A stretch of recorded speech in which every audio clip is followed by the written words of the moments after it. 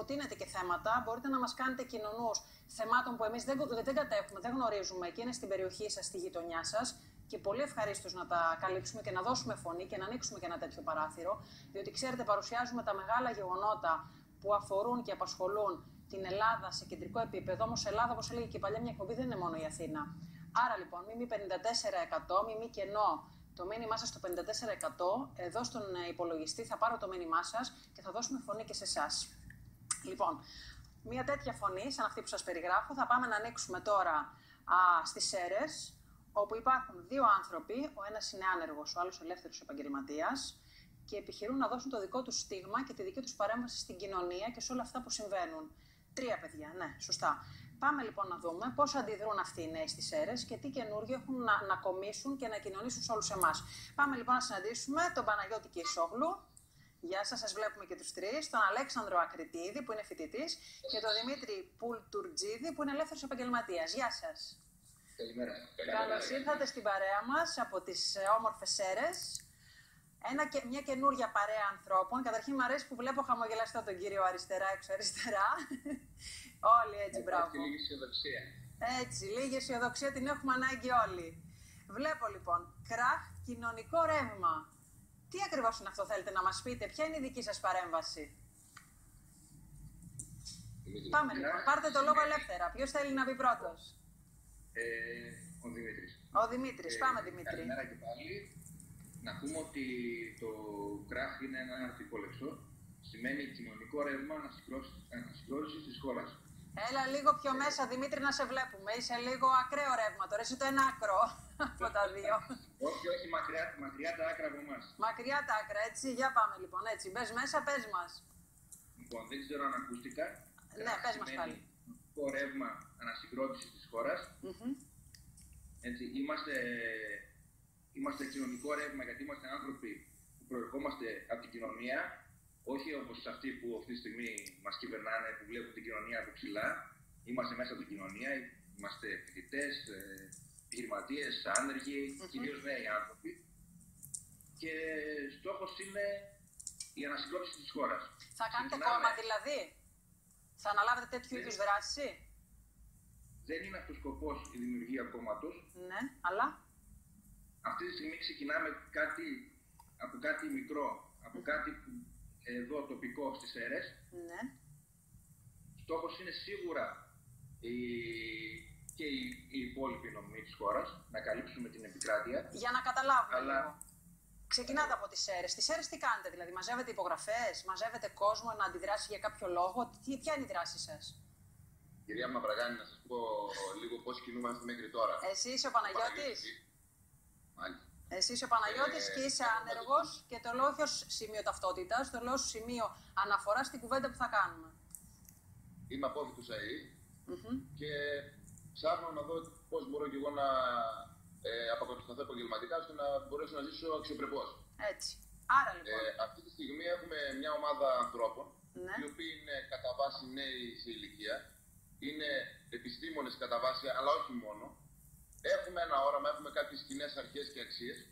Βλέπουμε τα προβλήματα, τα βιώνουμε σε προσωπικό επίπεδο και οικογενειακό και προσπαθούμε να μετουσιώσουμε όλη αυτή τη θετική ενέργεια και τη φλόγα της δυναμικότητάς μας και να βάλουμε κι εμείς ένα μικρό λιθαράκι στην δημιουργία ενός ρεύματος, το οποίο μπορεί αύριο μεθαύριο να συμπαρασύρει ολόκληρη την κοινωνία σε μια πραγματική αλλαγή. Άρα ξεκινάτε και πάτε νομό, ας το πούμε έτσι, και κάνετε ομιλίες, ξεσηκώνετε κόσμο, τι κάνετε? Έχουμε κάνει κάποιες συναντήσεις σε επίπεδο Βορείου Ελλάδας και κυρίως Κεντρικής Μακεδονίας. Με κόσμο, με πολίτες. Οι φοιτητές μας, προφανώς. Υπάρχει ανταπόκριση? Άτομα τα οποία, υπάρχει μεγάλη ανταπόκριση και αυτό είναι πάρα πολύ θετικό. Βλέπουμε ότι πολλά νέα παιδιά θέλουν να εκφραστούν, απαξιώνουν όλες τις κομματικές προτάσεις. Υπάρχει μια κατήφια απέναντι στο πολιτικό σύστημα και βλέπουν ότι μέσα από τέτοιες κινήσεις υπάρχει ένας άλλος δρόμος. Πείτε μου κάτι για να το προσδιορίσουμε λίγο. Όλα αυτά που γίνονται εδώ, στο αθηνοκεντρικό κράτος, με την Τρόικα που ήρθε, συζήτησε, φεύγει, θα ξανάρθει.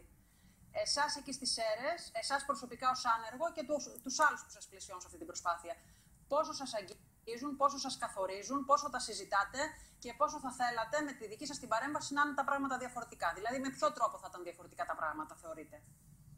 κυρία Μαυραγάνη, θέλοντας και εμείς, μας επηρεάζουν σε μέγιστο βαθμό γιατί καθορίζουν το μέλλον της ζωής μας. Εμείς θα θέλαμε να δούμε πολιτικούς οι οποίοι θα συζητάνε, αλλά θα ακούνε και την κοινωνία. Πιστεύουμε σε ένα νέο μοντέλο ανάπτυξης. Πιστεύουμε ότι η Ελλάδα είναι μια πρικισμένη χώρα. Είναι μια χώρα η οποία θα έπρεπε να ζει αυτή τη στιγμή με απόλυτη αυτάρκεια. Θα έπρεπε να ανασυντάξει το δημόσιο τομέα της, ώστε να υπάρχει ένας δημόσιος τομέας ο οποίος θα λειτουργεί υπέρ του πολίτη και όχι εναντίον του. Θα έπρεπε να υπάρχει, να στηριχθεί και η παραγωγική διαδικασία. Έτοιμο σας βλέπω για πολιτικό. Έτοιμο σας βλέπω. Τον δομείτε το λόγο. Δεν είναι το ζήτημα να ποιος θα είναι ο πολιτικός. Το θέμα είναι να εκφραστεί η κοινωνία. Οι δημοκρατικοί, οι σοβαροί πολίτες, οι νοικοκυρέοι, οι μικρομεσαίοι, αυτοί που στην ουσία πλήρωσαν την κρίση. Που είναι οι γονείς μας, που είμαστε εμείς οι νέοι άνθρωποι που τώρα σηκώνουν το βάρος όλων των υπολείπων που δεν μας αναλογεί. Ωραία, κάντε μου μια χάρη και με αυτό να πάρουμε το στίγμα σας πριν κλείσουμε. Είδαν το φως της δημοσιότητας οι βουλευτικές αποζημιώσεις. Και κάποιοι έσπευσαν να φωνάξουν ότι αυτοί που έχουν τις τύχες μας στα χέρια τους δεν έχουν πειράξει τους δικούς τους τους μισθούς. Το δικό σας το σχόλιο λοιπόν, του φρέσκου αίματος, του νέου αίματος. Καλησπέρα και από μένα. Καλησπέρα. Τι βλέπουμε λοιπόν την κάρτα με τα ποσά των βουλευτών και θέλω λοιπόν τη δική σου άποψη. Θα κάνω ένα σχόλιο σε αυτό που είπατε. Ναι. Είπατε ότι αυτοί που έχουν τις τύχες μας στα χέρια τους δεν αλλάζουν τους δικούς τους μισθούς. Ναι. Εμείς σαν νέοι πιστεύουμε, και θέλω να πιστεύω ότι το πιστεύουν και όλοι οι υπόλοιποι, ότι εμείς έχουμε τις τύχες μας στα χέρια μας, όχι άλλοι. Το αισθάνεστε εσείς ως τέτοιο, ότι αυτή είναι η δύναμή σας, ότι έχετε τις τύχες σας στα χέρια σας? Και το ρωτώ διότι ο φίλος μας δίπλα είναι άνεργος. Άρα δεν του δίνεται η δυνατότητα να αναλάβει δράση, δεν έχει την τύχη του στα χέρια του. Έχει, πώς δεν την έχει. Γι' αυτό υπάρχουν οι εκλογές, γι' αυτό υπάρχουν οι διαδηλώσεις, γι' αυτό υπάρχουν οι αντιδράσεις. Και ως νέοι άνθρωποι αυτό πρέπει να πρεσβεύουμε. Έτσι. Χαίρομαι που υπάρχουν. Ναι. Νόμως σας διακόπτω. Παρακαλώ. Το τραγούδι λέει φοβάμαι αυτά που θα γίνουν για μένα χωρίς εμένα. Σωστά. Άρα εσείς λοιπόν αποφασίσετε να αναλάβετε δράση.